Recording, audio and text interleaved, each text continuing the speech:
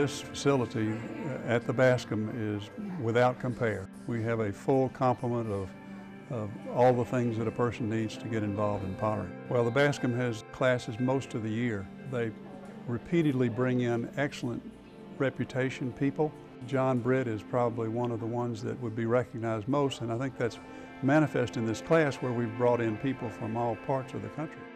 I am a follower of Britt and his passion for clay.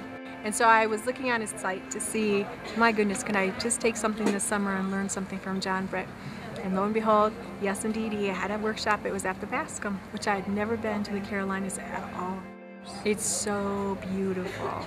This kind of setting, and just know that it's going to be all good because you're with like-minded people, passionate about art, passionate about pottery, passionate about nature. When I drove up and saw the studio, I thought, oh, this is the best place for a potter to be. It's just, you got the space, you got the atmosphere, you got, the kilns and the glazes, and I just felt like this was a good place to be creative. So for our class, we're doing glaze chemistry, and so I tried to fill this class up with about 20 people because then we get more tiles out of it. Once we get them to learn what Custer feldspar is, or silica, or whiting, or kaolin, all that stuff, and then we see the colorants and the clay bodies and firing styles, then they can sort of start to understand the principles, and then it's wide open on what you can do instead of, if you just don't know what any of the ingredients are, it always is like so mysterious and hard, and it seems like it's impossible, but it's really not. And that's why what we did here was we had them just come in and make glazes, and I gave them a list of materials, and we did, for 3 days, we made about 2,600 tiles, so that's a lot of tiles.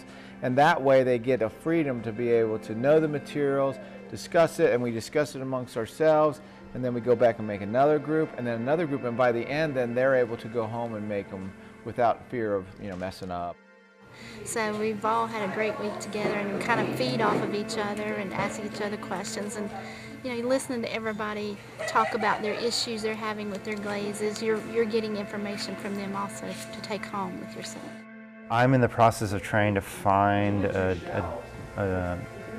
decorative process that works well for me, that speaks to me. After spending a week here, certainly I've come away with some really good basic fundamental knowledge about how glazes work, and then also some good details about how to tweak glazes that I worked with or glazes I want to try and work with to find more of what I'm after. That's why I'm here, is to try to get a better ability to put out pieces that have the coloration that I like. And I do definitely plan to continue taking classes here. This is probably my 4th or 5th class, and they've all been wonderful. This represents, I think, one of the ultimate experiences in learning about glaze, and he is an excellent teacher. He deals with a very complex subject and brings it down to a level that you can understand, but again, he always emphasizes that this is just the beginning, and you've got to go home and test in order to get it done. Definitely can't wait to see what else is offered here in the future. Mostly in ceramics, but I'm open to learning other media as well. When you want to learn, you go to the master, and I feel like I went to the master, and I would totally recommend, if you're really into this, do it big.